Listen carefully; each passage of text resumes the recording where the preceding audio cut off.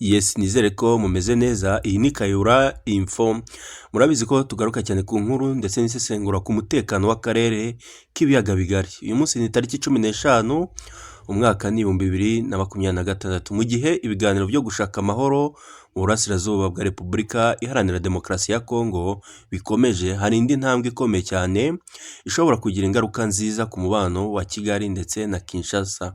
Ku tariki 14 Kanama 2026, International Contact Group for the Great Lakes cyangwa se ICG magambo y'impine yashyize ahagaragara itangazo risaba Repubulika Iharanira Demokarasi ya Kongo gutangira vuba gushyira mu bikorwa gahunda ifatika yo gusesa ndetse no gucamo ibice no kutagira ubushobozi bwo gukomeza kurwana ku ruhande rwa FDLR. Iri tangazo rije nyuma y'uko ubutegetsi bwa Kongo bwatangaje ko ku tariki 28 Nyakanga agace ka FDLR kari muri Kongo kasinye protocol ijyanye no gushyira intwaro hasi ndetse no gusubiza abarwanyi mu buzima busanzwe no kubashyira ahantu hagenewe. Ariko ICG ivuga ko gusinya iyo protocol byonyine bidahagije gusa. Icyo iri tsinda rihurizwamo n'ibihugu birimo Leta Zunze za Amerika, Ubwongereza, Ubufaransa, Ubudage, Canada, Umuryango w'Ubumwe bw'Uburayi ndetse n'ibindi. Risaba ko gahunda y'ibikorwa izagaragaza neza uko FDLR izakurwaho ubushobozi bwo gukomeza guhungabanya umutekano. Igihe bizatwara ni uburyo bizakurikiranwa muri rusange. ICG kandi yavuze ko ikurikije ibyatangajwe na guverinoma ya Repubulika Iharanira Demokarasi ya Kongo ku tariki 28 Nyakanga, hari agace ka FDLR kemeye gusinya protocol iyo ni disarmament, demobilization and cantonment.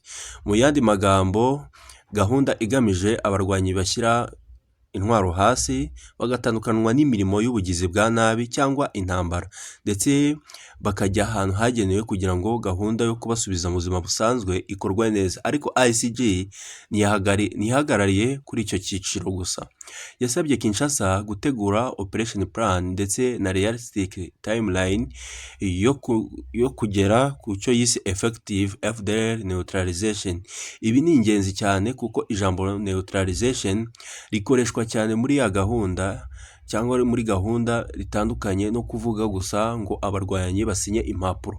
No kureba niba koko umutwe wa FDLR utazongera kugira ubushobozi bwo gukora ibikorwa bya gisirikare cyangwa se guhungabanya umutekano muri rusange.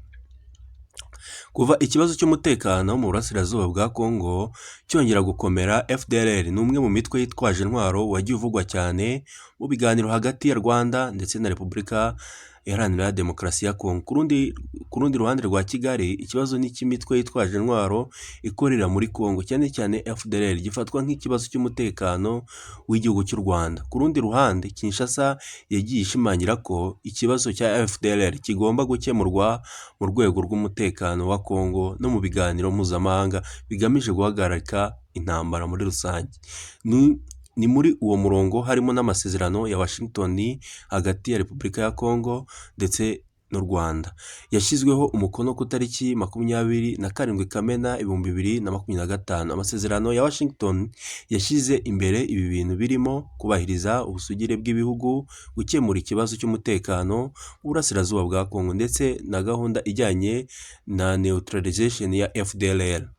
Hari indi nyandiko y'ingenzi cyane yagarutsweho na ICG, ni concept of operation izwi nka CONOPS, ijyanye no kuvana ingabo ku mirongo y'intambara ndetse no gukuraho ingamba zo kwirinda zashyizweho n'u Rwanda. CONOPS yo ku tariki 31 Ukwakira 2024 yari mu byari bigamije gutanga uburyo bw'ibikorwa byo gukemura ikibazo cy'umutekano mu rwego rw'u Rwanda ndetse na Repubulika Iharanira Demokarasi ya Kongo. Amasezerano ya Washington ya 2025 nayo yagarutse kuri gahunda yo gukora CONOPS ijyanye na neutralization ya FDLR.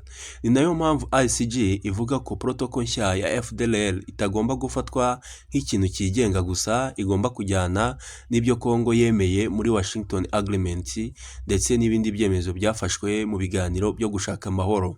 Hari igice gikomeye cyane mu itangazo rya ICG. Iri ni itsinda ryavuze ko gushyira hamwe cyangwa se gukorana mu bikorwa bya FDLR bidahuye n'imihigo yafashwe muri Washington Agreement, bivuze ko ikibazo kitazagarukira gusa kuba FDLR yashyira intwaro hasi gusa. Umuryango mpuzamahanga urashaka ko habaho impinduka igaragara mu mikoranire y'inzego za Congo ndetse n'abarwanyi ba FDLR. Ni ukuvuga ko gahunda igomba gutuma FDLR itongera kugira umwanya mu bikorwa bya gisirikare cyangwa mu zindi gahunda z'umutekano. ICG yasabye Kinshasa gukorana bya hafi na MONUSCO, ubutumwa bw'umuryango w'abibumbye bukorera muri Repubulika Iharanira Demokarasi ya Kongo, mu gushyira mu bikorwa iyi protocol. Ibi bishobora kugira akamaro mu bijyanye no kugenzura niba gahunda yo gushyira intwaro hasi no gutandukanya abarwanyi n'imitwe yitwaje intwaro koko irimo gukorwa neza. ICG kandi yasabye Kongo gusobanura neza uburyo ikibazo cya impunity cyangwa se kudahana abakoze ibyaha bikomeye kizakemurwa muri iyi gahunda. Ibi nabyo ni ikibazo gikomeye kuko disarmament idasobanuye ko umuntu uhagaritse intwaro ahita ahanagurwaho ibyaha yaba yarakoze mu gihe cyatambutse. Nubwo FDLR ariyo iri ku isonga muri iri tangazo, ICG ntiyirengagije ikibazo cya AFC M23.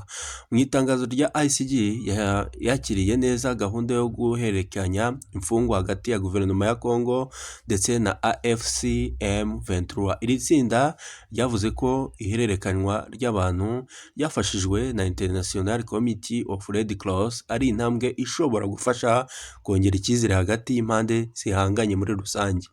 Ibi ni ingenzi kuko amahoro mu burasirazuba bwa Congo adashobora kugerwaho no gukemura ikibazo cya FDLR gusa. Hari n'ikibazo cy'umutekano cyangwa se cy'umubano hagati ya Kinshasa na AFC M23 ndetse n'ikibazo cy'ingabo, imitwe yitwaje intwaro ndetse n'abaturage bari mu turere tw'intambara muri rusange. Muri gahunda yose harimo ibiganiro bya Doha hagati ya Congo na AFC M23. ICG yasabye impande zose gukomeza gushyira mu bikorwa ibyo ziyemeje muri Doha Framework, kimwe n'ibindi biganiro by'amahoro biyobowe n'abafatanyabikorwa mpuzamahanga. Ibi bivuze ko ubu hari inzira nyinshi z'amahoro zigomba guhuzwa. Hari ibi bikurikira: Washington process hagati ya leta ya Congo ndetse n'u Rwanda, ndetse na Doha process hagati ya Kinshasa na AFC M23, ibikorwa by'umuryango wa Afurika yunze ubumwe, uruhare rw'ibihugu byo mu karere ndetse n'uruhare rwa International Contact Group. ICG yasabye impande zose gukomeza ibyo byerekezo aho kubijyanisha mu buryo buhangana muri rusange.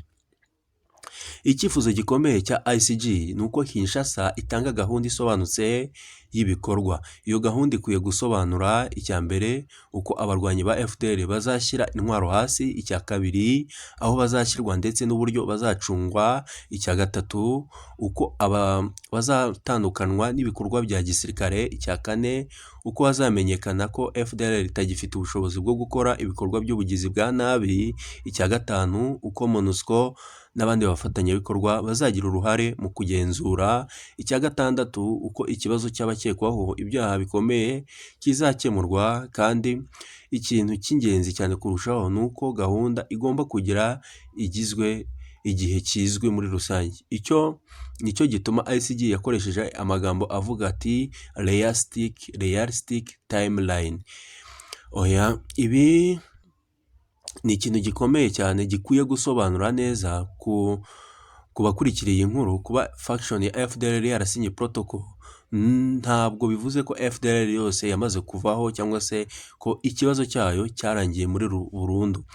ICG ubwayo iracyasaba gahunda yo gushyira mu bikorwa neutralization. Ni ukuvuga ko hari intera ikomeye iri hagati yo gusinya protocol no gushyira mu bikorwa kugeza ku musozo. Ni nayo mpamvu iyi nkuru ikomeye cyane muri rusange. Ni Kayihura Info, kora subscribe ubundi tujye dukomeza kubana muri izi nkuru muri rusange.